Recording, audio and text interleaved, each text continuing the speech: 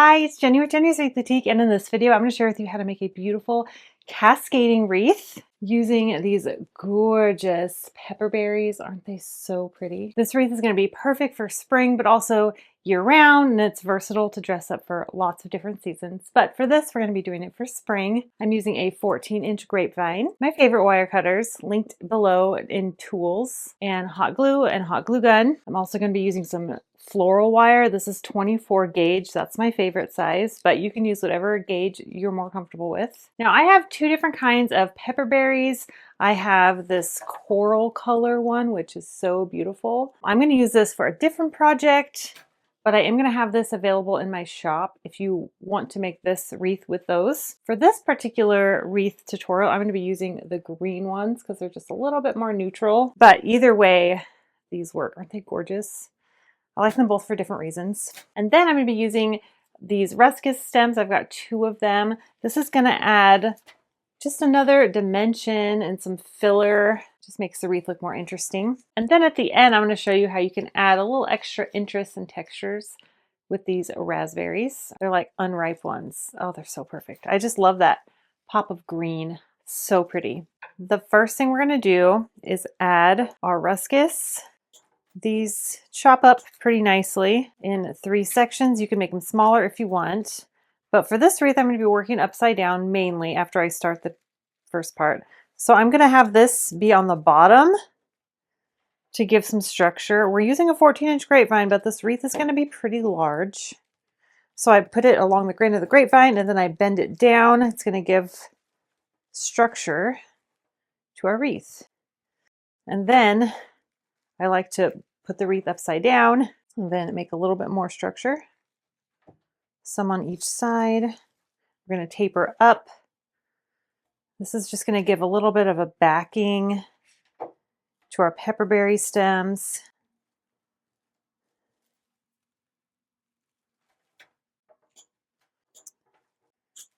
I'm going to save the longer one to cut in half for the top. Oops. Oh, I dropped. So this is just helping us get our shape going. And then I'm going to cut this one in half so that we have some for the top up here.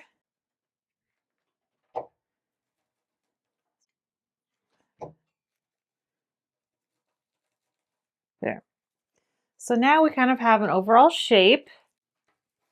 Now we're going to add our pepperberry. I have 3 stems here, what I'm planning on using, but you can use more or less depending on what other greenery you add. Now these are definitely more like droopy naturally, so we're going to use gravity as our friend. First, I'm going to just cut the individual pieces and then we'll make them shorter for the most part. So this piece is already good to go. So this piece is already a good size. So I'm just going to glue the stem and I'm going to place it over our ruscus so it hangs nicely right here. And then these longer stems we're going to be cutting so we have more control over them. And we're just going to be placing around here up the grapevine so the ends will hang naturally at the right size. Now these stems are more flimsy, so you'll have to just make sure they're into the grapevine enough. So we're making it so the bottoms of these, so the tip of the greenery is going up in the same shape as the outer greenery we already have. So do you see what I mean? So it starts here and it's like tapering up there. It doesn't have to be perfect, but that's what I'm looking for as I glue these. And then we also want to cover some of the top up here. Before I go on, I'm going to add one more of our ruscus stems, but I'm going to cut these into smaller pieces. So we're using 3 ruscus stems total. And the reason I want to add a little more is to provide more of a backdrop. Now that I'm adding these, I can really see through them. So I'm going to add these to give more of a backdrop and more structure beneath it, which is really important if you're using a really flimsy greenery.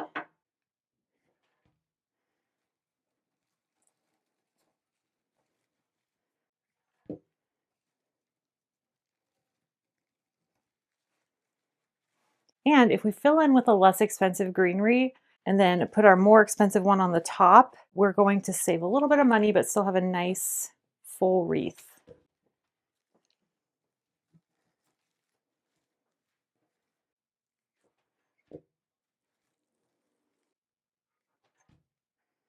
So I'm filling in the gaps between those bigger pieces, also filling in the middle.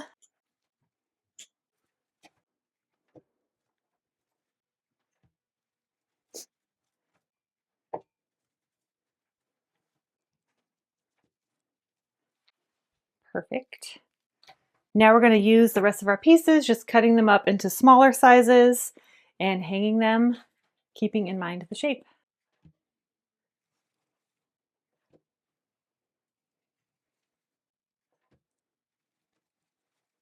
And if a berry cluster falls off and you can't find where it goes, you can just take off a leaf and put the berries there, since the berries are more important.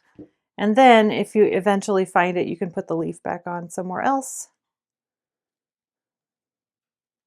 There. Now I'm going to put the wreath upside down. So now I'm just placing these so it hangs right where I need it to. Perfect.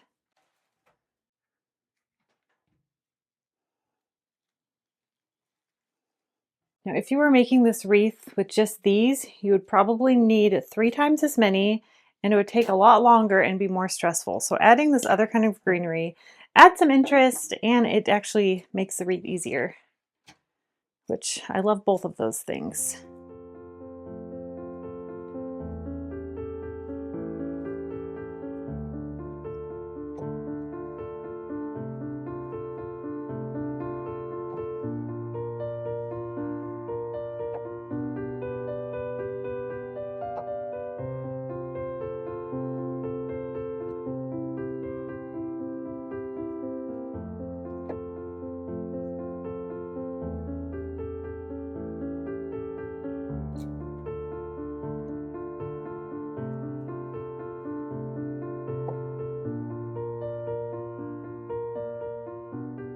Now this is where the floral wire comes in if you want a little bit more control. When we're cutting them short like this, it's not as necessary, which is nice. But since these berries are heavy, and if you want them to stay in a certain spot, you can just glue the stem in like normal, and then wire down the stem a little bit further down so the main stem will stay, and then the berries will drape from where your wire is holding it in place. So I just poke it through, twist the wire, and push it back into the grapevine. Looking good. We've got one more pepperberry stem left.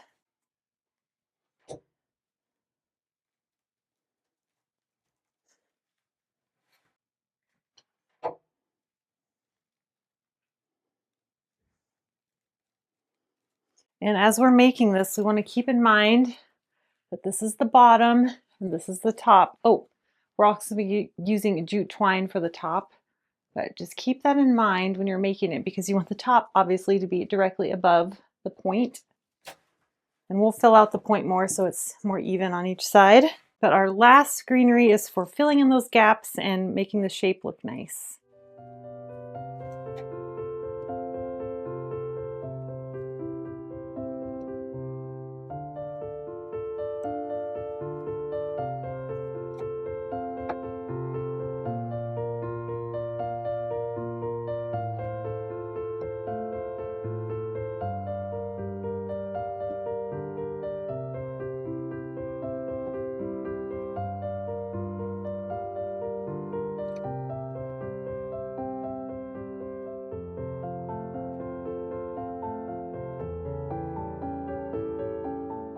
Right, here it is so far. Isn't it just beautiful? Now, if you want to add a little more interest, you can add in some berries. I've got these raspberry stems that are so cute. I don't love the raspberry leaves. They're okay, actually. So I'm not going to glue these in, but I'm going to show you, because if I add a special thing to the end, I usually don't glue it until it's sold. in case I want to have different options available in my Etsy shop. So for this, I would probably offer it with or without the berries, and then have pictures of both.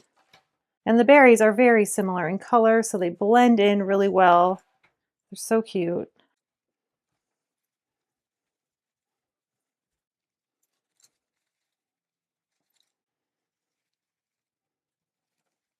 Isn't that cute with the berries? I love them. You could break these up into smaller pieces, like since these are pretty thick with berries here, you could take a couple out and put those elsewhere to blend them in everywhere. Might do that. So I'll use the long stem over here. I keep grabbing my glue gun. So I can use that here and then put the shorter ones over here. That looks nice.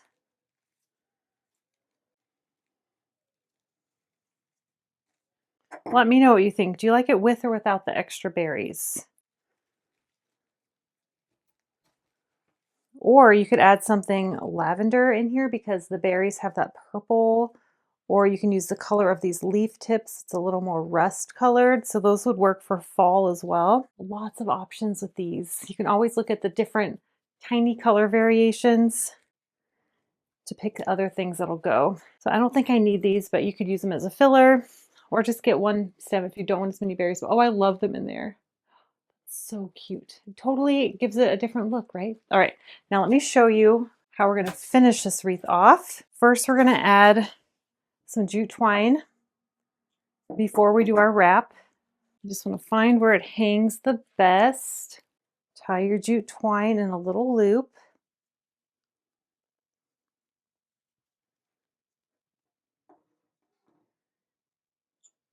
Just like that. Is that straight?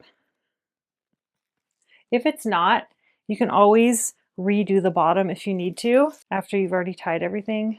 So it's not the end of the world if it's not perfect the first time. So now I'm just gonna grab a long piece of this. I'll probably have to do 2 pieces. So I'm just using the same jute twine that I used to make my hangers with, these hangers.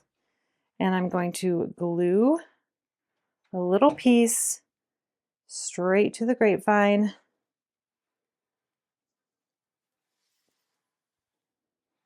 And the reason I don't want it too long is because it's a lot of wrapping. So if we have to use 2 pieces, that's totally fine. Ideally, you would be the same size of wrap on each side of the loop.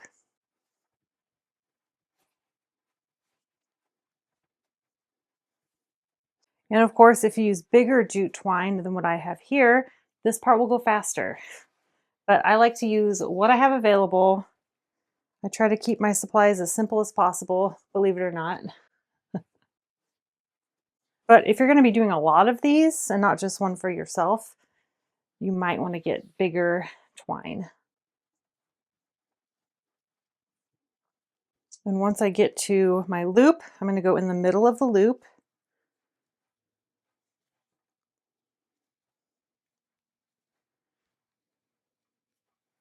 A couple times.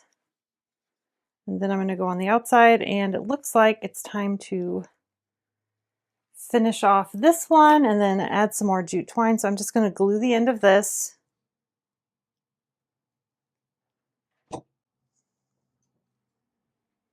And then I'm going to do the exact same thing.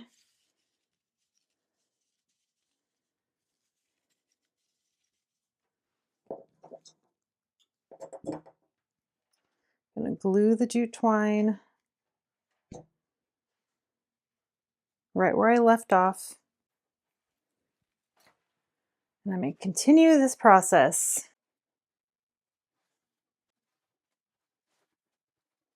You could also do this with ribbon. If you have a ribbon color that matches your whatever you put in your wreath, that'd be cute too.